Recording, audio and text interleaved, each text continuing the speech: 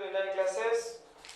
बेटा आज हम पढ़ेंगे रिएक्शन मैकेनिज्म। ऑर्गेनिक केमिस्ट्री का चैप्टर होता है, इंपॉर्टेंट चैप्टर है, ठीक है। रिएक्शन जो कैसे करते हैं, एक्चुअली रिएक्शन जो आप ऑर्गेनिक केमिस्ट्री में पढ़ोगे, इसके बाद हम डिफरेंट टाइप के रिएक्शन पढ़ेंगे। वो रिएक्शन एक्चुअली कैसे होता है, ये रिएक्शन मैकेनिज्म में हम पढ़ेंगे, ठीक है। तो ये जो रिएक्शन मैकेनिज्म आती है, पहली बात ये है जो रिएक्शन शो करता है उसे हम बोलते हैं सबस्ट्रेट, जिसके ऊपर आप रिएक्शन करवाओगे। तो ये हुआ हमारा सबस्ट्रेट। सबस्ट्रेट के ऊपर आप क्या करते हो, कोई एक रिएजेंट ऐड करवाते हो, ठीक है। तो रिएजेंट जो होता है, आप क्या किए, एक सबस्ट्रेट लिए, सबस्ट्रेट के ऊपर एक रिएजेंट मॉलिक्यूल जो था वो ऐड किए। रिएजेंट मतलब जो सबस्ट्रेट के साथ आपका रिएक्शन शो करेगा। अब आ जाओ, ये जो रिएजेंट होता है ये टू टाइप्स का होता है बेटा। एक होता है इलेक्ट्रोफाइल और दूसरा जो होता है दैट इज न्यूक्लियोफाइल। तो आपके पास टू टाइप्स ऑफ रिएजेंट मिलेगा, एक आपको मिलेगा इलेक्ट्रोफाइल, दूसरा आपको मिलेगा न्यूक्लियोफाइल।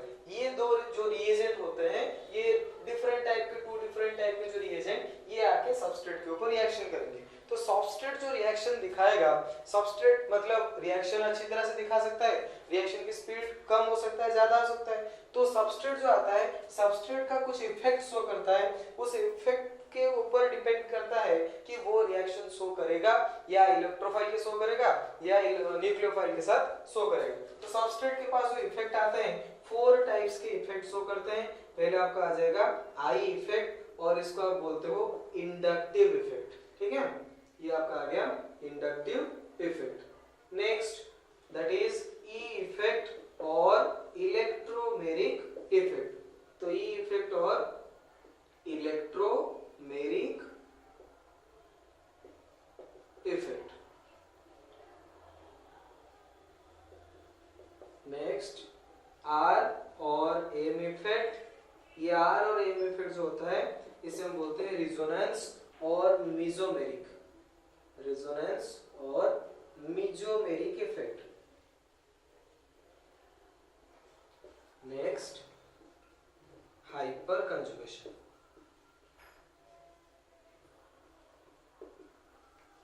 तो कौन सा रिएजेंट किस तरह से आके सबस्ट्रेट के ऊपर रिएक्शन करता है, ये सबस्ट्रेट के 4 इफेक्ट होता है, वो डिसाइड करेंगे कि किस टाइप की आपकी रिएक्शन शो होगा। एक होता है इंडक्टिव इफेक्ट और आई इफेक्ट, एक होता है इलेक्ट्रोमेरिक इफेक्ट और ई इफेक्ट, दूसरा आपका रिजोनेंस और मेसोमेरिक इफेक्ट, और लास्ट में हाइपर कंजुगेशन।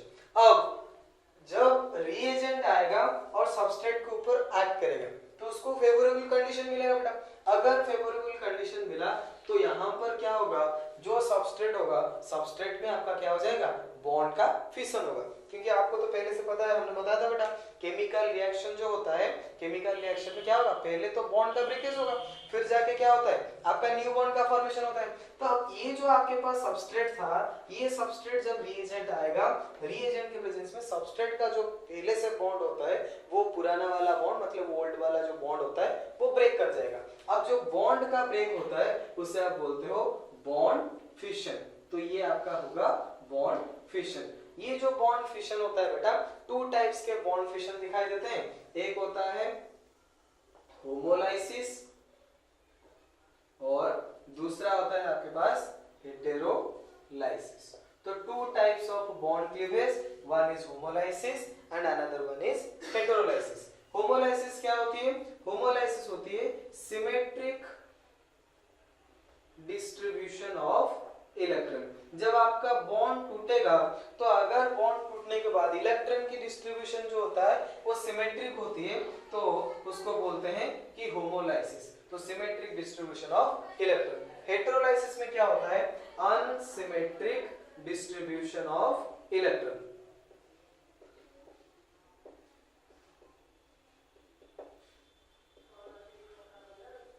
ठीक है। तो होमोलाइसिस आपका जो होगा, होमोलाइसिस में हमने बताया बेटा, इलेक्ट्रॉन की डिस्ट्रीब्यूशन जो आएगा ये सिमेट्रिकल मैनर में आएगा, मतलब बिल्कुल 50-50 मैनर में क्या होगा, बॉन्ड का क्लीवेज होगा। तो बॉन्ड जब क्लीवेज होगा, पकड़ लो ये ए और बी मॉलिक्यूल था, अब होमोलाइसिस जब होगा, होमोलाइसिस में क्या होगा बेटा, एक इलेक्ट्रॉन ए के पास आएगा और एक इलेक्ट्रॉन बी के पास जाएगा। ये बॉन्ड फॉर्मेशन हुआ था ए और बी के बीच में, 2 इलेक्ट्रॉन की शेयरिंग की वजह से बॉन्ड फॉर्मेशन हुआ था। अब जब ये वाला बॉन्ड टूटेगा तो ए के पास एक इलेक्ट्रॉन आ जाएगा और साइमल्टेनियसली बी के पास भी एक इलेक्ट्रॉन आ जाएगा। ठीक है, तो ये जो बॉन्ड क्लीवेज हुआ, इस बॉन्ड क्लीवेज को आपने क्या बोलोगे, इसको आप बोलोगे होमोलाइटिक बॉन्ड क्लीवेज। तो इसमें क्या हुआ, आपकी जो इलेक्ट्रॉनिक डिस्ट्रीब्यूशन हुआ वो सिमेट्रिक डिस्ट्रीब्यूशन ऑफ इलेक्ट्रॉन हुआ। उसी तरह बॉन्ड क्लीवेज ऐसे भी हो सकता है, ये हुआ आपका ए और बी के बीच में बॉन्ड, ए और बी के बीच में बॉन्ड। अगर हेटेरोलाइटिक क्लीवेज, हेटेरोलाइटिक क्लीवेज मतलब या तो पूरा का पूरा बॉन्ड जो था एक इलेक्ट्रॉन एक एटम क्या करेगा, उसको गेन कर लेगा। तो ये अगर 2 इलेक्ट्रॉन को ये गेन कर लेता है तो इसके ऊपर क्या चार्ज आ जाएगा, नेगेटिव चार्ज। अब इसके ऊपर क्या आ जाएगा, पॉजिटिव, क्योंकि यहाँ पर क्या आ जाएगी, डेफिशिएंसी ऑफ इलेक्ट्रॉन। ठीक है, तो ये आपका बन गया A+ और ये आपका बन गया B का माइनस। तो यहाँ पर जो आपकी इंटरमीडिएट बन रहे हैं बेटा, जो बॉन्ड टूटने के बाद जो बन रहे हैं वो आयंस बन रहे हैं। तो अनसिमेट्रिक डिस्ट्रीब्यूशन ऑफ इलेक्ट्रॉन अगर होगा तो आपको जो मिलेगा दैट इज आयंस फॉर्मेशन होगा। लेकिन सिमेट्रिक डिस्ट्रीब्यूशन जो होगा, एटम के ऊपर एक एक इलेक्ट्रॉन आते हैं, उसको बोलते हैं फ्री रेडिकल्स। ठीक है, तो इसका नाम आपका आ जाएगा फ्री रेडिकल्स। और ये जो आएंगे, ये प्लस है तो काटायन होता है और ये माइनस है तो आनायन होता है। ठीक है, तो ये जो बॉन्ड का फिशन होगा तो सबस्ट्रेट में जो बॉन्ड टूटेगा बेटा, 2 टाइप्स के तरीके से टूट सकते हैं। एक आएगा आपका होमोलाइटिक बॉन्ड क्लीवेज और एक आएगा हेटेरोलाइटिक बॉन्ड क्लीवेज। तो होमोलाइसिस के लिए जो फेवरेबल कंडीशन होता है वो होता है हाई टेम्परेचर। जब आप हाई टेम्परेचर प्रोवाइड करते हो, हाई टेम्परेचर प्रोवाइड करने पर क्या होता है, होमोलाइटिक बॉन्ड क्लीवेज होती है। या तो फिर आप पेरोक्साइड भी डाल सकते हो, इन प्रेजेंस ऑफ पेरोक्साइड। हम पढ़ेंगे कहां कहां पर होता है, आपको तब पता चलेगा बेटा। जब ये पेरोक्साइड की प्रेजेंस में आप कोई रिएक्शन करते हो तो सबस्ट्रेट की क्या होती है, होमोलाइटिक बॉन्ड क्लीवेज होती है। मतलब एक इलेक्ट्रॉन इस एटम के पास आएगा, दूसरा इलेक्ट्रॉन उस एटम के पास, मतलब 50-50 में बॉन्ड का क्लीवेज होगा। नहीं तो फिर अगर आप नॉन पोलर मीडियम लेते हो तो नॉन पोलर मीडियम पर भी ये होता है आपका होमोलाइटिक बॉन्ड क्लीवेज। नहीं तो अगर आप यूवी रे की प्रेजेंस में करते हो, यूवी रेज की प्रेजेंस में भी अगर आप रिएक्शन करते हो तो होमोलाइटिक बॉन्ड क्लीवेज होते हैं। तो ये कुछ कंडीशन होते हैं, favourable condition for the homolytic bond cleavage. अब आते हैं आप हेटेरोलाइसिस पर। हेटेरोलाइसिस में क्या होगा बेटा, बिल्कुल हेटेरोलाइसिस में क्या होता है, अगर आप पोलर मीडियम में रिएक्शन करते हो तो पोलर मीडियम में जनरली हेटेरोलाइटिक बॉन्ड क्लीवेज होती है। मतलब बॉन्ड का जो क्लीवेज आएगा, मतलब बॉन्ड जो टूटेगा उसमें distribution of electron unsymmetric manner में होगा। एक के ऊपर पॉजिटिव चार्ज आ जाएगा और दूसरे के ऊपर क्या चार्ज आ जाएगा, नेगेटिव चार्ज। तो ये पोलर मीडियम में होता है।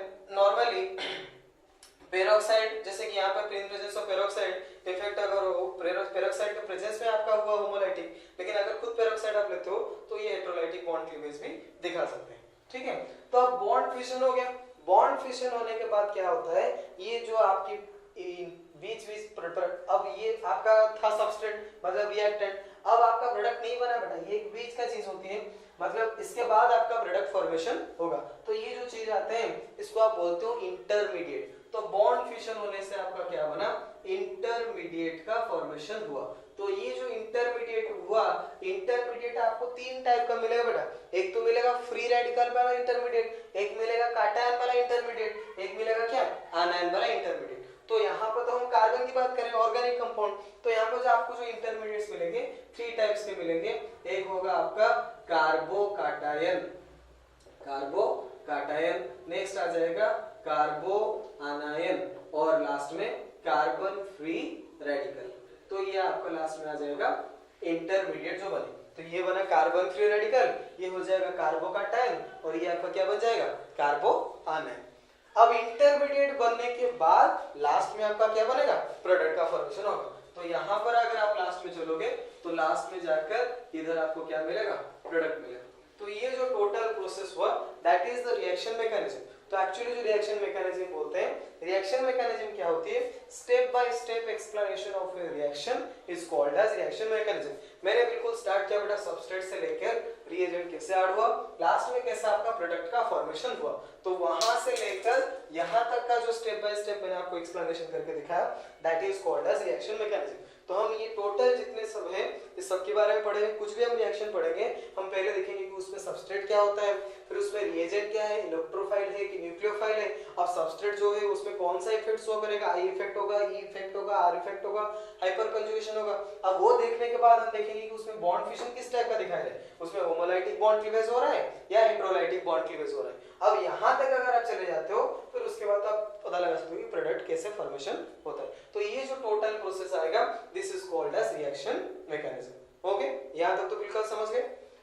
तो अब हम देखेंगे कि रिएजेंट्स क्या होते हैं, सबस्ट्रेट में ये डिफरेंट इफेक्ट जो हुआ उसके बारे में कंप्लीटली पढ़ेंगे। अब ये होमोलाइटिक हेटेरोलाइसिस जो इंटरमीडिएट बना इसके बारे में हम कंप्लीटली पढ़ेंगे। अब देखेंगे कि एक्चुअली इलेक्ट्रोफाइल क्या है, न्यूक्लियोफाइल क्या है। हमने बोला कि जो रिएजेंट होते हैं वो टू टाइप्स के रिएजेंट होते हैं, एक होता है आपका इलेक्ट्रोफाइल, एक होता है न्यूक्लियोफाइल। तो ये इलेक्ट्रोफाइल और न्यूक्लियोफाइल एक्चुअली क्या होते हैं और इनके बीच में डिफरेंस क्या होते हैं। ठीक है, इलेक्ट्रोफाइल जो होते हैं बेटा, electrophile is a electron loving species. ये क्या होती है? Electron loving species.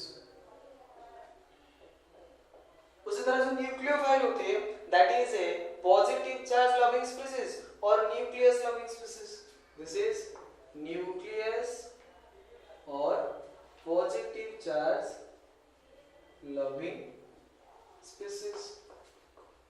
Okay, next. अब ये जो इलेक्ट्रोफाइल है बेटा, ये इलेक्ट्रोफाइल क्या करेगा? इलेक्ट्रॉन लविंग स्पीसीज, मतलब ये इलेक्ट्रॉन की तरफ मोशन करेगा। इट मूव्स टुवर्ड्स इलेक्ट्रॉन और नेगेटिव चार्ज, तो मूव टुवर्ड्स इलेक्ट्रॉन और negative charge. Nucleophile nucleus loving species और positive charge loving species, so it will move towards positive charge, तो move towards nucleus or positive charge. Okay, now move towards electron और negative charge। तो electrophile जो होता है बेटा ये क्या करेगा? इलेक्ट्रॉन की तरफ मोशन करेगा, मतलब नेगेटिव चार्ज जो जहां पर होगा उस तरफ मोशन करेगा। आप अगर नेगेटिव चार्ज की तरफ मोशन कर रहे हो तो मतलब आपके पास डेफिशिएंसी ऑफ नेगेटिव चार्ज है, तो इसका मतलब electrophile are electron deficient species. उसी तरह न्यूक्लियोफाइल जो होता है, nucleophile are positive charge efficient species, और मैं इसे इलेक्ट्रॉन रिच स्पीसीज बोलता हूं क्योंकि ये लोग क्या करेंगे? पॉजिटिव चार्ज की तरफ जाएंगे। पॉजिटिव चार्ज की तरफ जब जाएंगे तो इसको मैं बोल सकता हूं कि these are electron rich species, क्योंकि ये खुद क्या होंगे? नेगेटिव चार्ज होंगे, तभी तो क्या करेंगे? पॉजिटिव चार्ज की तरफ जाएंगे। तो इलेक्ट्रोफाइल जो होता है बेटा, these are electron deficient species. ये लोग इलेक्ट्रॉन डेफिशिएंट होता है, इनके पास इलेक्ट्रॉन कम होता है, इसलिए दे मूव टुवर्ड्स इलेक्ट्रॉन और नेगेटिव चार्ज। अब जब इलेक्ट्रॉन की तरफ मूव करेंगे तो इसलिए इनको बोलते हैं इलेक्ट्रॉन लविंग स्पीसीज। अब न्यूक्लियोफाइल जो होते हैं बेटा, न्यूक्लियस लविंग स्पीसीज और पॉजिटिव चार्ज लविंग स्पीसीज। तो इसका मतलब ये है they will move towards nucleus और पॉजिटिव चार्ज। अब ये जब पॉजिटिव चार्ज की तरफ मोशन करेंगे इसका मतलब ये है कि इनके पास इलेक्ट्रॉन ज्यादा है। अब ये जब नेगेटिवली चार्ज होंगे तभी तो पॉजिटिव चार्ज की तरफ अट्रैक्शन होंगे, तो these are electron rich species. Okay, now so this is the difference between electrophile and nucleophile. So electrophile are electron loving species, nucleophile are nucleus of positive charge loving species. They will move towards electron or negative charge, they will move towards nucleus or positive charge. These are electron deficient species, these are electron rich species.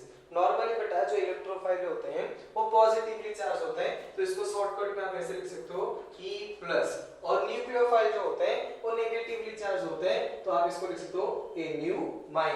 ठीक है, तो example अगर आप लिखते हो तो जितने आपकी नेगेटिवली चार्ज होंगे आयन तो वो सब क्या बनेंगे बेटा? न्यूक्लियोफाइल आ जाएंगे। जितने आपकी पॉजिटिवली चार्ज आयन होंगे वो सब आपके क्या आ जाएंगे? इलेक्ट्रोफाइल आ जाएगा। तो ऑल कार्बोकैटायन, जितने कार्बोकैटायन आपका होंगे दैट इज C प्लस, ये जितने कार्बोकैटायन कार्बन के ऊपर प्लस है तो ये क्या करेगा, इलेक्ट्रॉन की तरफ मोशन करेगा, तो इलेक्ट्रॉन डेफिशिएंट है तो ये किसके टाइप के बिहेव करेगा, इलेक्ट्रोफाइल। अब उसी तरह यहाँ पर भी आप एग्जांपल लिख सकते हो, ऑल कार्बो आनायन, जितने कार्बो आनायंस होते हैं वो किसके टाइप के बिहेव करेंगे बेटा, न्यूक्लियोफाइल के टाइप का बिहेव करेंगे। उसी तरह जितने पॉजिटिव चार्ज हैं, positive charge species, positive charge species, positive charge species जैसे मैं बोल सकता हूँ H+ हुआ, NO2+, ठीक है, H+ मतलब हाइड्रोनियम आयन, उसी तरह NO2+ nitronium ion, chlorine plus और X+ आप लिख लो, X+ = हैलोनियम आयन, ठीक है। तो ये जो आते हैं आपके कार्बोकैटायंस होते हैं, ये पॉजिटिवली चार्ज होते हैं और ये आपका इलेक्ट्रोफाइल के अंडर में आएंगे। अब न्यूक्लियोफाइल, जितने नेगेटिवली चार्ज है बेटा, ऑल कार्बोनायंस, कार्बोनायंस मतलब कार्बन, यहाँ पर आपका एक नेगेटिवली चार्ज आ जाएगा, तो जितने कार्बोनायन आएंगे, कार्बोनायन सब क्या आएगा आपका न्यूक्लियोफाइल आएंगे। और मैं बोल सकता हूँ ऑल नेगेटिव चार्जेस, तो जितने नेगेटिव चार्ज होंगे, नेगेटिव चार्ज स्पीशीज, ये सब आप किसके आएंगे, न्यूक्लियोफाइल में आएंगे, ठीक है। जैसे कि chlorine minus that is chloride ion, ठीक है, OH minus that is hydroxide ion, ये जो आते हैं ये आते हैं आपकी न्यूक्लियोफाइल। तो this is the difference between the electrophile and nucleophile. Okay, तो हमने देखा बेटा इलेक्ट्रोफाइल जो होता है, जितने पॉजिटिवली चार्ज आयन आएंगे वो इलेक्ट्रोफाइल आएंगे क्योंकि वो इलेक्ट्रॉन की तरफ मोशन करेंगे। साइमल्टेनियसली जितना आपका नेगेटिवली चार्ज आयन आएगा वो किसकी तरफ मोशन करेगा, न्यूक्लियस की तरफ मोशन करेगा, तो वो क्या हो जाएगा आपका न्यूक्लियोफाइल हो जाएगा। अब ऐसा नहीं कि मतलब जो पॉजिटिवली चार्ज आयन होंगे वही इलेक्ट्रोफाइल होंगे, मतलब जो पॉजिटिवली चार्ज नहीं होंगे वो इलेक्ट्रोफाइल नहीं हो सकते। कुछ ऐसे होते हैं जो न्यूट्रल मॉलिक्यूल होते हैं फिर भी वो इलेक्ट्रोफाइल के हिसाब से काम करते हैं। एग्जांपल जैसे कि मैं आपको दूंगा, देखते हैं,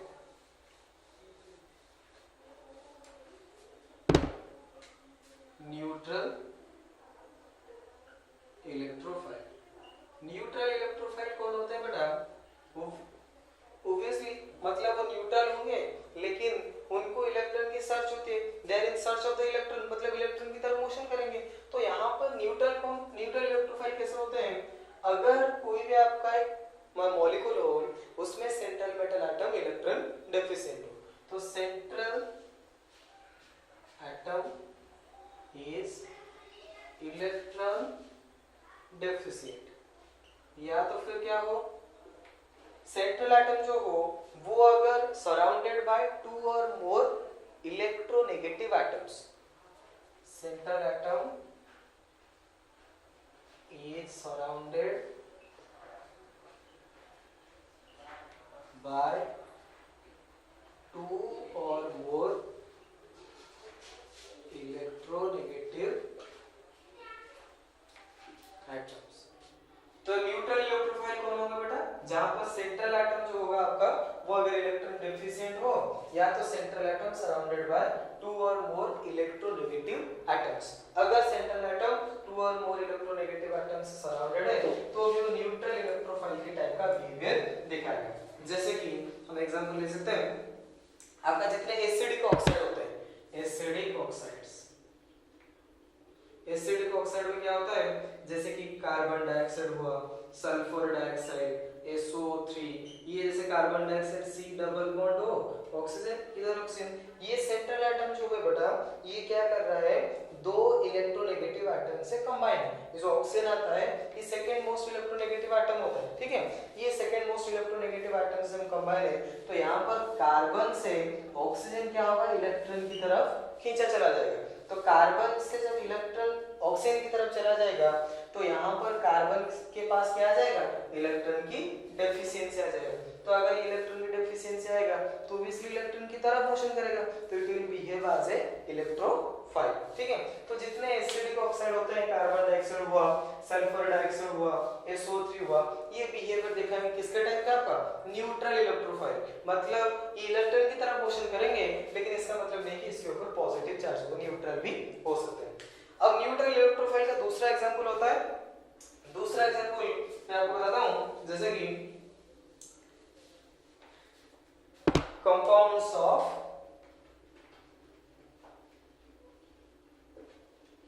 third A and fourth A group elements. Third A और फोर्थ ए ग्रुप एलिमेंट्स होते हैं बेटा, इसका जब आप कंपाउंड लोगे तो उस कंपाउंड की जो भी कंपाउंड बनेंगे वो कंपाउंड होते हैं इलेक्ट्रोफाइल की टाइप का बिहेवियर दिखाते हैं। क्योंकि उसमें क्या होता है एक्चुअली, जैसे कि मैं बोलूंगा BCl3 AlCl3 AcCl2 accept carbon chloride, यहाँ पर एक्सेप्ट कार्बन क्लोराइड, तो ये कार्बन क्लोराइड जो होते हैं इसमें actually vacant D orbital absent होते हैं। तो वैकेंट डी ऑर्बिटल अगर एब्सेंट है तो इसमें वो इलेक्ट्रॉन एक्सेप्ट नहीं कर सकता, मतलब इलेक्ट्रॉन को एक्वायर नहीं कर सकता। लेकिन BCl3 हुआ, AlCl3 हुआ, AcCl2 हुआ, ये सब थर्ड है या फोर्थ है ग्रुप से आते हैं। तो इनकी जो कंपाउंड आते हैं और वो अगर सेंट्रल मतलब इलेक्ट्रोनेगेटिव हो, जैसे कि क्लोरीन यहाँ पे इलेक्ट्रोनेगेटिव है, यहाँ पर भी क्लोरीन इलेक्ट्रोनेगेटिव होता है, तो 2 और मोर इलेक्ट्रोनेगेटिव आइटम से सराउंडेड होते हैं। तो ये बिहेवियर आपको दिखाएंगे किस टाइप का, आपका इलेक्ट्रोफाइल टाइप के बिहेवियर दिखाते हैं, ठीक है। उसके साथ साथ बेटा इधर इलेक्ट्रॉन डेफिसिएंट आता है, they will also behave as Lewis acid, ये लुईस एसिड के टाइप का भी बिहेवियर दिखाते हैं। ये सबसे इंपॉर्टेंट है, इसको याद रखना। द इलेक्ट्रोफाइल जो होता है all electrophiles behave as Lewis acid. उसी तरह जो न्यूक्लियोफाइल होते हैं, न्यूक्लियोफाइल भी बिहेव करते हैं लुईस बेस टाइप का। इसके बाद हम देखेंगे। अब देखो जैसे कि हमने बोला कि इलेक्ट्रोफाइल से न्यूट्रल इलेक्ट्रोफाइल भी पॉसिबल होते हैं, तो न्यूक्लियोफाइल भी न्यूट्रल में पॉसिबल हो सकते हैं। मतलब कुछ न्यूक्लियोफाइल होते हैं जिसके ऊपर नेगेटिव चार्ज नहीं होता और फिर भी क्या करते हैं, वो पॉजिटिव चार्ज की तरफ अट्रैक्शन होते हैं। जैसे कि न्यूट्रल इलेक्ट्रोफाइल में देखो, neutral electrophile sorry neutral nucleophile, तो न्यूट्रल न्यूक्लियोफाइल में क्या होगा बेटा, अगर जो आपका एलिमेंट जो इसने बनाया सेंट्रल एटम जो होता है उसका अगर इलेक्ट्रॉनिक कन्फिगरेशन मतलब ऑक्टेट कंप्लीट है, फिर भी लेकिन उसके पास ज्यादा इलेक्ट्रॉन है, मतलब लोन पेयर इलेक्ट्रॉन प्रेजेंट है, तो अपना इलेक्ट्रॉन डोनेट कर सकता है। तो अगर ऑक्टेट कंप्लीट होने के बाद भी उसके पास इलेक्ट्रॉन होता है तो अपना इलेक्ट्रॉन डोनेट कर सकता है। तो अपना इलेक्ट्रॉन जो डोनेट करेगा पॉजिटिव चार्ज को डोनेट करेगा, तो पॉजिटिव चार्ज को डोनेट करेगा मतलब पॉजिटिव चार्ज की तरफ मोशन करेगा, then that will behave as nucleophile. तो न्यूट्रल न्यूक्लियोफाइल कौन होते हैं, जिसमें central atom has complete octet, उसके साथ साथ presence of lone pair of electron, उसके साथ साथ अगर lone pair of electron present हो तो उसमें क्या आ जाएंगे बेटा, वो किस कैटेगराइजेशन में आएंगे, न्यूट्रल न्यूक्लियोफाइल। जैसे कि हम एग्जांपल लेते हैं, आपका अमोनिया पकड़ लो, अमोनिया जो आता है NH3, यहाँ पर नाइट्रोजन जो है, नाइट्रोजन के ऊपर लोन पेयर एक इलेक्ट्रॉन है, क्योंकि नाइट्रोजन अमोनिया का स्ट्रक्चर ऐसा है, ये हाइड्रोजन इधर हाइड्रोजन इधर हाइड्रोजन और ये बॉन्ड, तो इसका तो 8 इलेक्ट्रॉन हो गया कंप्लीट, पर ये 2 लोन पेयर जो है ये बाकी है। तो ये अपना लोन पेयर इलेक्ट्रॉन क्या कर सकता है, किसी एक पॉजिटिव चार्ज को डोनेट कर सकता है, तो it will behave as a neutral nucleophile. इस तरह मैं अगर बोलूंगा वाटर, वाटर जो होता है बेटा, वाटर के पास ऑक्सीजन जो है, ऑक्सीजन का तो पहले से ही कंप्लीट है ऑक्टेट, लेकिन इसके पास 2 लोन पेयर है, तो ये भी डोनेट कर सकता है, तो it will behave as a neutral nucleophile. अच्छा, इसका 2 डेरिवेटिव होते हैं, एक होता है ROH अल्कोहल, अल्कोहल जो होता है ये भी न्यूक्लियोफाइल के हिसाब से काम करेगा, क्योंकि इसके पास भी ऑक्सीजन के ऊपर लोन पेयर है। आप ईथर भी ले सकते हो, 2 हाइड्रोजन को रिप्लेस करते हो वाटर से तो बनता है ईथर, तो ईथर भी जो होगा ये भी आपका काम करेगा किसके हिसाब से, आज ए न्यूट्रल न्यूक्लियोफाइल। ये जो अमोनिया है, अमोनिया से आप डेरिवेटिव बना सकते हो, एक तो आएगा RNH2, एक हाइड्रोजन को रिप्लेस किया मैंने, वहां पे एक अल्काइल ग्रुप लगाया, तो ये आएगा दैट इज प्राइमरी अमाइन। ये भी कौन सा टाइप का काम करेगा बेटा, न्यूट्रल न्यूक्लियोफाइल, क्योंकि नाइट्रोजन के ऊपर क्या है, लोन पेयर है। उसी तरह RNHR, तो ये आ जाएगा मेरा 2 डिग्री अमाइन, 2 डिग्री अमाइन और सेकेंडरी अमाइन जो आता है it will behave as also neutral nucleophile, क्योंकि नाइट्रोजन के ऊपर क्या है, लोन पेयर है। उसी तरह आपका आ जाएगा RNR और ये नीचे एक R, ये मेरा बन जाएगा टर्शियरी अमाइन। तो तो टर्शियरी अमाइन और 3 डिग्री अमाइन ये भी आपका किस टाइप का बिहेवियर दिखाएगा, nucleophile, that is neutral nucleophile के टाइप का बिहेवियर दिखाएगा। तो ये था आपका न्यूट्रल न्यूक्लियोफाइल और ये था आपका न्यूट्रल इलेक्ट्रोफाइल। तो इलेक्ट्रोफाइल जो आप बोलते थे कि इलेक्ट्रॉन की तरफ मोशन करेगा, ऐसा नहीं कि उसके ऊपर सिर्फ पॉजिटिव चार्ज हो तो मोशन करेगा, न्यूट्रल भी अगर है फिर भी उसमें इलेक्ट्रॉन डेफिशिएंट अगर प्रेजेंट हो, डेफिशिएंसी, तो वो भी मोशन कर सकता है टुवर्ड्स इलेक्ट्रॉन। तो अगर टुवर्ड्स इलेक्ट्रॉन जाता है तो न्यूट्रल इलेक्ट्रोफाइल के अंडर में आएंगे। उसी तरह न्यूट्रल न्यूक्लियोफाइल के अंडर में कौन आएंगे, जिसके ऊपर ज्यादा इलेक्ट्रॉन हो, मतलब presence of lone pair of electron octet complete होने के बाद। ठीक है, ओके। ये जो कार्बोकैटायन हुआ, ये कार्बो आनायन हुआ और कार्बन फ्री रेडिकल हुआ, ये आपके 3 टाइप्स के इंटरमीडिएट बनेंगे। इसके सिंबॉलिक रिप्रेजेंटेशन इस टाइप में आता है। तो सिंबॉलिक रिप्रेजेंटेशन कार्बोकैटायन को जो लेते हैं, कार्बन लेते हैं, उसके ऊपर एक पॉजिटिव चार्ज और 3 बॉन्ड होते हैं, क्योंकि वो दूसरा एक बॉन्ड तो बनाएंगे, टोटल में तो 4 बॉन्ड्स फॉर्मेशन करते हैं कार्बन। ठीक है, कार्बो आनायन जो होता है ये होता है कार्बन, इसके ऊपर एक लोन पेयर आता है, मतलब एक नेगेटिव चार्ज आ गया, 2 इलेक्ट्रॉन आ गया तो एक नेगेटिव चार्ज आता है, that is carbanion. Carbon free radical जो होता है उसमें भी वही 3 बॉन्ड और उसके ऊपर सिर्फ एक इलेक्ट्रॉन। ठीक है, तो ये हुआ कार्बोकैटायन का symbolic representation, कार्बो आनायन, carbon free radical. अब आते हैं फॉर्म्ड बाय, ये कैसे फॉर्मेशन होता है बेटा। अभी मैंने आपको बताया था कि जो कार्बोकैटायन फॉर्मेशन होते हैं, कार्बोकैटायन हो या कार्बो आनायन, मतलब आयंस बनेंगे। आयंस का फॉर्मेशन कब होता है, जब सबस्ट्रेट की bond cleavage by the heterolytic process में होता है। हेटेरोलाइटिक बॉन्ड क्लीवेज हुआ या फिर हेटेरोलाइसिस हुआ, तभी जाके कार्बोकैटायन या कार्बो आनायन बनते हैं। अगर होमोलाइटिक बॉन्ड क्लीवेज हुआ या होमोलाइसिस हुआ तो आपका क्या बनेगा, कार्बन फ्री रेडिकल। उसमें क्या होता है, 50-50 बॉन्ड क्लीवेज होती है, एक इलेक्ट्रॉन इसके पास गया, दूसरा इलेक्ट्रॉन जो टूटा हुआ और आधा उसके पास जाएगा। ठीक है, तो carbocation is formed by heterolysis, तो ये बनेगा हेटेरोलाइसिस से। उसी तरह carbanion is also formed by heterolysis और carbon free radical is formed by homolysis. ठीक है, ये एग्जाम में आते हैं तो ये आपको याद रखना पड़ता है कौन किससे फॉर्मेशन होता है। कार्बोकैटायन और कार्बो आनायन दोनों हेटेरोलाइसिस प्रोसेस से बनेंगे और कार्बन फ्री रेडिकल जो होता है ये होमोलाइसिस प्रोसेस से बनेगा। ठीक है, अब आता है नंबर ऑफ इलेक्ट्रॉन्स। अब कार्बोकैटायन बेटा इसके पास टोटल में कितने बॉन्ड है, 3 बॉन्ड। 3 बॉन्ड मतलब 1 बॉन्ड इज फॉर्म्ड बाय कितने इलेक्ट्रॉन, 2 इलेक्ट्रॉन्स। एक जो बॉन्ड बनता है, one covalent bond is formed by the sharing of 2 electrons। तो यहाँ पे ये कोवेलेंट बॉन्ड, ये कोवेलेंट बॉन्ड और ये कोवेलेंट बॉन्ड, टोटल में 3 कोवेलेंट बॉन्ड आया।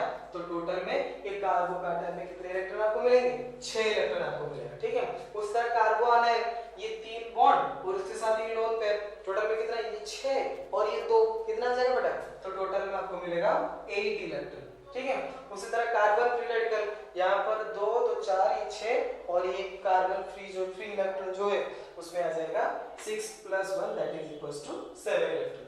तो कार्बोकैटायन जो आएगा उसमें आएगा आपका 6 इलेक्ट्रॉन, कार्बो आनायन में 8 इलेक्ट्रॉन, कार्बन फ्री रेडिकल में 7 इलेक्ट्रॉन। तो ये आपका नंबर ऑफ इलेक्ट्रॉन है। अब आते हैं हाइब्रिडाइजेशन। हाइब्रिडाइजेशन जो हुआ बेटा, हमने बोला था नंबर ऑफ इलेक्ट्रॉन को देखते हैं, तो यहाँ पर नंबर ऑफ सिग्मा बॉन्ड को, यहाँ पर ये एक सिग्मा बॉन्ड, ये एक सिग्मा बॉन्ड, ये एक सिग्मा बॉन्ड, टोटल में 3 सिग्मा बॉन्ड आया, तो हाइब्रिडाइजेशन बनेगा sp2। ठीक है, कार्बो आनायन सिग्मा बॉन्ड ये 2 3 और ये लोन पेयर को भी मानते हैं सिग्मा बॉन्ड, तो टोटल में कितना है 4, तो hybridization will be equal to sp3। यहाँ पर 1 2 3 और ये फ्री इलेक्ट्रॉन, इसको तो आप नहीं मान सकते लोन पेयर, तो टोटल में यहाँ पर 3 सिग्मा बॉन्ड आएगा, तो इसका भी हाइब्रिडेशन आपको मिलेगा sp2 हाइब्रिडेशन। ठीक है, अब उसी तरह अब आ जाओ ज्योमेट्री। ज्योमेट्री बेटा sp2 हाइब्रिडेशन हुआ तो क्या आ जाएगा, ट्राइगोनल प्लानर, तो ये आता है ट्राइगोनल प्लानर। ठीक है, sp3 मतलब पिरामिडल स्ट्रक्चर, तो आपका कार्बो आनायन जो आ जाएगा दैट इज पिरामिडल और कार्बन फ्री रेडिकल जो आता है that is also trigonal planner structure. ठीक है, तो ये आते हैं आपके जो 3 इंटरमीडिएट्स थे, उस इंटरमीडिएट्स के डिफरेंट प्रॉपर्टीज। एक हुआ कार्बोकैटायन, एक हुआ कार्बो आनायन, एक हुआ कार्बन फ्री रेडिकल। कार्बोकैटायन का सिंबल आता है C, उसके ऊपर प्लस आता है, कार्बो आनायन का सिंबल ये, कार्बन फ्री रेडिकल का सिंबल ये। Carbocation is formed by heterolysis, carbanion is formed by phosphoetolysis, carbon free radical is formed by homolysis. अब नंबर ऑफ इलेक्ट्रॉन आप देखो, कार्बोकैटायन में 6 इलेक्ट्रॉन, कार्बोआनायन में 8 इलेक्ट्रॉन, कार्बन फ्री रेडिकल में 7 electron. अब इसके हाइब्रिडेशन और ये जोन, ठीक है। ये एआईएफएम में ऑलरेडी क्वेश्चन आ चुका है बेटा कि जो कार्बोआनायन होता है उसमें टोटल कितने इलेक्ट्रॉन होते हैं, उसकी हाइब्रिडेशन क्या होती है। तो इलेक्ट्रॉन 8 आता है और हाइब्रिडेशन क्या आता है, sp3 आता है। ओके, तो ये 3 टाइप्स ऑफ इंटरमीडिएट आपका डन। अब हम बोलते थे बेटा सबस्ट्रेट जो होता है, सबस्ट्रेट पे डिफरेंट डिफरेंट टाइप का इफेक्ट शो करता है। तो कैसे रिएजेंट एक्ट करेगा उसके ऊपर, तो सबस्ट्रेट का अपना कुछ एक इफेक्ट होता है। तो पहला इफेक्ट हम पढ़ेंगे दैट इज इंडक्टिव इफेक्ट और आई इफेक्ट, ठीक है। तो इंडक्टिव इफेक्ट और आई इफेक्ट। तो इंडक्टिव इफेक्ट और आई इफेक्ट क्या है देखते हैं। सबसे पहले इंपॉर्टेंट चीज ये एफएमटी में ऑलरेडी आ चुका है, inductive effect is a permanent effect. ये दिमाग में बिठा लेना, ये टेम्पररी इफेक्ट नहीं होता है, ये परमानेंट इफेक्ट होता है। It is a permanent effect, ठीक है। अच्छा, इंडक्टिव इफेक्ट होता क्या है, इंडक्टिव इफेक्ट क्या होता है बेटा, जो आपकी सिग्मा इलेक्ट्रॉन मतलब जो सिग्मा बॉन्ड बनता है, सिग्मा इलेक्ट्रॉन क्या होती है, मूवमेंट करता है टुवर्ड्स इलेक्ट्रोनेगेटिव एटम, ठीक है। जो ज्यादा इलेक्ट्रोनेगेटिव होगा मतलब बॉन्ड जैसे बनाते हैं कार्बन चेन, उसमें अगर कोई एक इलेक्ट्रोनेगेटिव एटम होता है तो उसकी तरफ क्या करेगा, इलेक्ट्रॉन अट्रैक्शन होता है। That effect is called as inductive effect. तो इंडक्टिव इफेक्ट क्या होती है, सिग्मा इलेक्ट्रॉन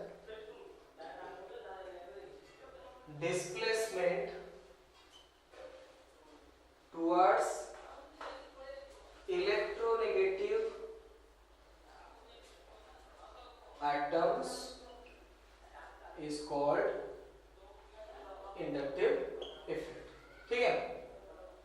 तो सिग्मा इलेक्ट्रॉन डिस्प्लेसमेंट जो होगा बेटा उसको आप बोलते हो इंडक्टिव इफेक्ट। इंडक्टिव इफेक्ट जैसे कि यहाँ पे हम एक एग्जांपल लेते हैं, ये कार्बन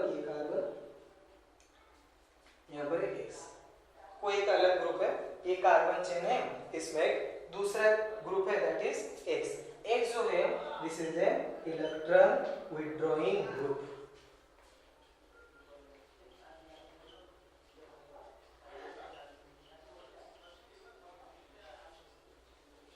ठीक है। तो ये एक इलेक्ट्रॉन विथड्रॉइंग ग्रुप है। तो इलेक्ट्रॉन विथड्रॉइंग ग्रुप क्या करेगा, अपनी तरफ इलेक्ट्रॉन को अट्रैक्ट करेगा। तो ये जो एक्स है ये क्या करेगा, इस कार्बन से अपनी तरफ क्या करेगा, इलेक्ट्रॉन को खींचेगा। तो अब इस कार्बन से मैं अगर इलेक्ट्रॉन खींचूंगा तो इस एक्स के पास इलेक्ट्रॉन की डेंसिटी क्या हो जाएगी, इंक्रीज होगी। अब इस कार्बन के पास इलेक्ट्रॉन की डेंसिटी क्या हो जाएगा, डिक्रीज होगा। तो इसके ऊपर एक पार्शियल नेगेटिव चार्ज डेवलप होगा और इसके ऊपर क्या आ जाएगा, एक पार्शियल पॉजिटिव चार्ज। अब इस कार्बन के पास जब इलेक्ट्रॉन की डेफिशिएंसी आएगा, इसका पास वाला कार्बन क्या करेगा, इसको इलेक्ट्रॉन डोनेट करेगा। अब ये जब इसको इलेक्ट्रॉन डोनेट किया, इस कार्बन के पास क्या हो जाएगा, इलेक्ट्रॉन की डेफिशिएंसी, तो इसके ऊपर आ जाएगा क्या, पार्शियल पॉजिटिव चार्ज। अब इसके ऊपर जब पार्शियल पॉजिटिव चार्ज आया मतलब इलेक्ट्रॉन डेफिशिएंसी आ गया, तो इसके पास वाला कार्बन क्या करेगा, अब इसको इलेक्ट्रॉन डोनेट करेगा। अब जब ये पास वाला कार्बन इसको इलेक्ट्रॉन डोनेट करेगा तो इसके ऊपर आएगा पार्शियल पॉजिटिव, क्योंकि इसने अपना इलेक्ट्रॉन इसको दे दिया, तो इसके ऊपर क्या आ जाएगा, डेफिशिएंसी ऑफ इलेक्ट्रॉन। अब इसके ऊपर जो डेफिशिएंसी ऑफ इलेक्ट्रॉन आएगा, ये भी इलेक्ट्रॉन प्रोवाइड करेगा, तो धीरे धीरे क्या करेगा, इसके ऊपर भी पार्शियल पॉजिटिव चार्ज डेवलप होगा। तो इंडक्टिव इफेक्ट क्या होता है, अगर आपका कोई एक इलेक्ट्रॉन विथड्रॉइंग ग्रुप हो तो वो क्या करेगा, वो आपका जो चेन है कार्बन चेन, उस कार्बन चेन से इलेक्ट्रॉन को क्या करेगा बेटा, अपनी तरफ खींचेगा।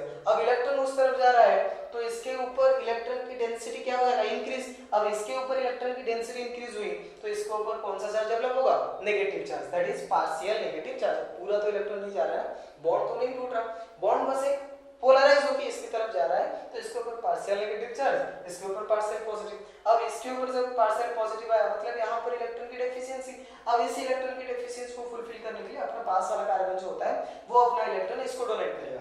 अब ये अपना इलेक्ट्रॉन इसको दे दिया तो यहाँ पर पार्शियल पॉजिटिव, और फिर से ये अपना इलेक्ट्रॉन डोनेट करेगा तो यहाँ पर पार्शियल पॉजिटिव, ये अपना इलेक्ट्रॉन डोनेट करेगा तो यहाँ पर पार्शियल पॉजिटिव। तो धीरे धीरे क्या होता है, इस कार्बन चेन जो होती है इसके ऊपर क्या चार्ज डेवलप होता है, पार्शियल पॉजिटिव चार्ज डेवलप होगा, और ये जो आपका इलेक्ट्रॉन विथड्रॉइंग ग्रुप था इसके ऊपर पार्शियल नेगेटिव चार्ज डेवलप होगा। तो मतलब आप इंड्यूस कर लो, यहाँ पर कार्बन जो होती है कार्बन चेन में आप एक पॉजिटिव चार्ज इंड्यूस कर रहे हो, तो इस इफेक्ट को बोलते हैं इंडक्टिव इफेक्ट। क्या बोलते हैं, इंडक्टिव इफेक्ट। इंडक्टिव इफेक्ट जो होता है बेटा, इंडक्टिव इफेक्ट कार्बन चेन की लेंथ के ऊपर डिपेंड करता है। जितने दूर तक आप चलोगे, जितना लेंथ ऑफ कार्बन चेन बढ़ेगा, इंडक्टिव इफेक्ट उतना डिक्रीज होगा। मतलब ये अब उतना कम, जितना कार्बन यहाँ से खींचता हुआ चलेगा, यहाँ से कम कार्बन इलेक्ट्रॉन जाएगा, वहां से यहाँ से भी कम इलेक्ट्रॉन जाएगा, इस कार्बन से भी कम इलेक्ट्रॉन जाएगा। ठीक है, तो अप टू 4 कार्बन आइटम तक आप इंडक्टिव इफेक्ट शो करते हैं कार्बन चेन, उसके बाद इंडक्टिव इफेक्ट नहीं आता। ठीक है, तो it depends upon the length of carbon chain.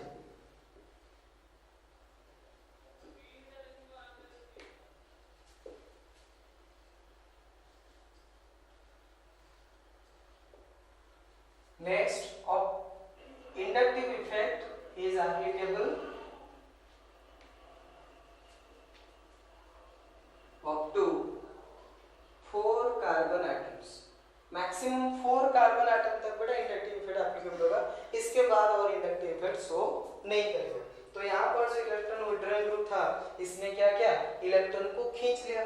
तो जब आप रिंग मतलब जो कार्बन चेन था उसमें से जब आप इलेक्ट्रॉन खींच रहे हो, तो मतलब इलेक्ट्रॉन डेंसिटी इसमें क्या हो रहा है, डिक्रीज हो रहा है। तो इसलिए इसको बोलते हैं नेगेटिव इंडक्टिव इफेक्ट। क्या बोलते हैं इस इफेक्ट को, नेगेटिव इंडक्टिव इफेक्ट। तो नेगेटिव इंडक्टिव इफेक्ट बोलते हैं, या तो फिर इसको बोलते हैं माइनस आई इफेक्ट। तो this is the example of negative inductive effect और माइनस आई इफेक्ट। उसी तरह अगर मैं बोलूं कि एक ऐसा ग्रुप हो जो इलेक्ट्रॉन डोनेट करे, that is electron releasing group. अगर एक दूसरा कोई ग्रुप है, ये कार्बन चेन है बेटा, इस कार्बन चेन में एक वाई ग्रुप है, वो ये जो वाई ग्रुप है, ये वाई ग्रुप क्या है आपका, इलेक्ट्रॉन रिलीजिंग ग्रुप। ठीक है, इलेक्ट्रॉन रिलीजिंग ग्रुप। तो ये जो इलेक्ट्रॉन रिलीजिंग ग्रुप हुआ, ये क्या करेगा, इलेक्ट्रॉन रिलीज करेगा। तो ये वाई क्या करेगा बेटा, इलेक्ट्रॉन रिलीज करेगा, मतलब इस कार्बन को इलेक्ट्रॉन देगा। तो अब इस कार्बन के ऊपर इलेक्ट्रॉन आएगा, तो यहाँ पर इलेक्ट्रॉन की डेंसिटी क्या हो जाएगी, इंक्रीज। तो ये बनेगा पार्शियल नेगेटिव और ये बनेगा पार्शियल पॉजिटिव, क्योंकि इसने इलेक्ट्रॉन दे दिया तो इलेक्ट्रॉन डेंसिटी हियर डिक्रीजेस। अब यहाँ पर इलेक्ट्रॉन डेंसिटी बढ़ गया, तो ये अपना इलेक्ट्रॉन किसको प्रोवाइड करेगा बेटा, इस कार्बन को इलेक्ट्रॉन प्रोवाइड करेगा। तो यहाँ पर आ जाएगा फिर से पार्शियल नेगेटिव। अब इसके ऊपर ज्यादा आ गया तो इस कार्बन को देगा, यहाँ पर पार्शियल नेगेटिव। साइमल्टेनियसली ये भी अपने पास वाले कार्बन को देगा, पार्शियल नेगेटिव चार्ज उस कार्बन पर भी डेवलप होगा। तो इलेक्ट्रॉन रिलीजिंग ग्रुप अगर हुआ तो वो क्या करेगा, इलेक्ट्रॉन क्या करेगा बेटा, रिलीज करेगा। तो अगर इलेक्ट्रॉन रिलीज किया तो चेन के ऊपर कौन सा चार्ज डेवलप होगा, नेगेटिव चार्ज। तो अगर आप इलेक्ट्रॉन डेंसिटी इंक्रीज करते हो चेन में, तो उसको बोलते हैं पॉजिटिव इंडक्टिव इफेक्ट। क्या बोलते हैं, पॉजिटिव इंडक्टिव इफेक्ट। तो ये आपका पॉजिटिव इंडक्टिव इफेक्ट, या उसको बोलते हैं शॉर्टकट में प्लस आई इफेक्ट। तो जो इंडक्टिव इफेक्ट हुआ आपका 2 टाइप्स का आएगा, एक आएगा माइनस आई इफेक्ट और दूसरा आपको मिलेगा प्लस आई इफेक्ट। तो ये कंप्लीटली आपको बन गया इंडक्टिव इफेक्ट। तो यहाँ पे आप देख सकते हो कि हमने बोला कि अगर कोई एक इलेक्ट्रॉन विड्रॉइंग ग्रुप हो या तो इलेक्ट्रॉन रिलीजिंग ग्रुप हो, तो हरदम इंडक्टिव इफेक्ट होगा बेटा।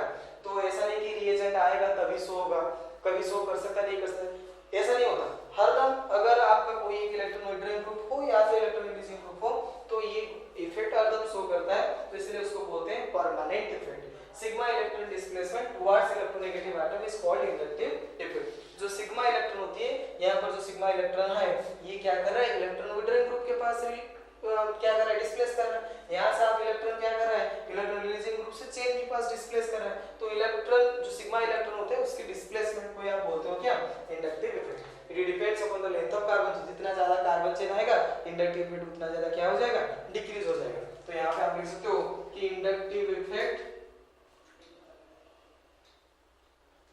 is inversely proportional to length of carbon chain। ये एक चीज आप इंपॉर्टेंट याद कर सकते हो। Next, inductive effect is applicable up to 4 carbon. ठीक है, 4 कार्बन तक एप्लीकेबल होती है। उसके बाद जब अगर कार्बन चेन की लेंथ ज्यादा हो लेकिन वहां पर एप्लीकेबल नहीं होता। तो एक होता है पॉजिटिव इंडक्टिव इफेक्ट इधर, एक होता है negative inductive effect. Negative inductive effect क्या कौन शो करते हैं, जो इलेक्ट्रॉन विड्रॉइंग ग्रुप होते हैं वो नेगेटिव इंडक्टिव इफेक्ट और माइनस आई इफेक्ट शो करते हैं। जो इलेक्ट्रॉन रिलीजिंग ग्रुप होते हैं वो प्लस आई इफेक्ट और पॉजिटिव इंडक्टिव इफेक्ट शो करते हैं। ठीक है।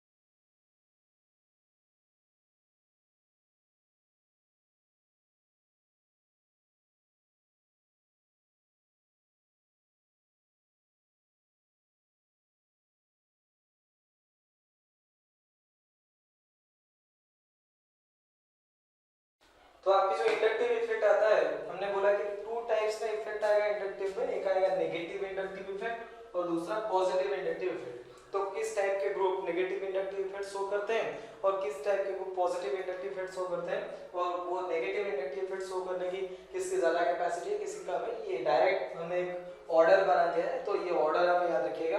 तो नेगेटिव इंडक्टिव इफेक्ट जो maximum negative inductive effect show करते हैं वो पॉजिटिव स्पीशीज शो करेंगे। वो पॉजिटिव स्पीशीज जो होते हैं वो maximum negative inductive effect show करेंगे, क्योंकि वो इलेक्ट्रॉन को क्या करेंगे, बड़ा खींच लेंगे आपकी कार्बन चेन से, क्योंकि वो खुद पॉजिटिव है, उनको इलेक्ट्रॉन चाहिए होता है। अब पॉजिटिव स्पीशीज में सबसे ज्यादा जो इंडक्टिव इफेक्ट शो करेगा maximum negative inductive effect, that is OR2+, ठीक है, और उससे कम आएगा NR3 का प्लस, अब मतलब टर्शियरी अमाइन, ये आ जाएगा आपका ईथर। अब आ जाओ नेक्स्ट, पॉजिटिव स्पीशीज के बाद जो NO2 ग्रुप आता है ये शो करेगा आपकी सबसे ज्यादा नेगेटिव इंडक्टिव इफेक्ट, उसके बाद आएगा सियानाइड, उसके बाद फ्लोरीन। तो हैलोजन में से देखो आप यहां से इधर तक मैंने हैलोजन बनाया, हैलोजन में से सबसे ज्यादा नेगेटिव इंडक्टिव इफेक्ट्स कौन शो करेगा, फ्लोरीन, उसके बाद क्लोरीन, ब्रोमीन, आयोडीन, अब उसके बाद आ जाएगा OH, that is hydroxyl group, hydroxyl के ग्रुप के बाद आ जाएगा कार्बन टेट्रायोडाइड, कार्बन टेट्रायोडाइड के बाद कार्बन टेट्राक्लोराइड, उसके बाद मिथोक्सी, ठीक है, ये आ जाएगा आपका मिथोक्सी, मिथोक्सी के बाद आएगा बेंजीन, 6H5 दैट इज आपका क्या बनेगा, बेंजीन। तो यहाँ से यहाँ तक जितने सारे आपका ग्रुप है ये आपका क्या शो करेंगे, नेगेटिव इंडक्टिव इफेक्ट, इधर तक आपका आ जाएगा नेगेटिव इंडक्टिव इफेक्ट। इसके बाद आपका आएगा हाइड्रोजन, वो जीरो इफेक्ट शो करता है, ना ही आपका पॉजिटिव इंडक्टिव इफेक्ट शो करेगा ना ही नेगेटिव, उसका कोई इफेक्ट नहीं होता। तो इधर आपका आया हाइड्रोजन, तो ये आएगा आपका जीरो। तो हाइड्रोजन के बाद जब आप चलोगे यहाँ से लेके यहाँ तक, तो ये आएगा आपका पॉजिटिव इंडक्टिव इफेक्ट, तो ये पॉजिटिव इंडक्टिव इफेक्ट में आया, ये किसमें आया, नेगेटिव। तो पॉजिटिव इंडक्टिव इफेक्ट जितने अल्काइल ग्रुप होते हैं, ठीक है, जितने अल्काइल ग्रुप होते हैं ये अल्काइल ग्रुप क्या करते हैं, पॉजिटिव इंडक्टिव इफेक्ट शो करते हैं। तो पहला पॉजिटिव इंडक्टिव मिथाइल, मिथाइल से ज्यादा बड़ा अल्काइल ग्रुप इथाइल, उससे बड़ा आइसोप्रोपाइल, उससे बड़ा टर्शियरी, उससे बड़ा हो तो ठीक है। तो यहाँ से अल्काइल ग्रुप का साइज जितना बढ़ेगा आपकी पॉजिटिव इंडक्टिव इफेक्ट उतना बढ़ेगा। तो ये कंप्लीटली एक ऑर्डर आपको मिल गया कि नेगेटिव इंडक्टिव इफेक्ट किसका ज्यादा और पॉजिटिव इंडक्टिव इफेक्ट किसका ज्यादा, ठीक है। तो यहाँ पर आप ये ऑर्डर आप देख सकते हो, वहां से लेके यहाँ तक, और हाइड्रोजन जो आती है उसकी इंडक्टिव इफेक्ट बिल्कुल क्या आता है, जीरो आता है, ओके।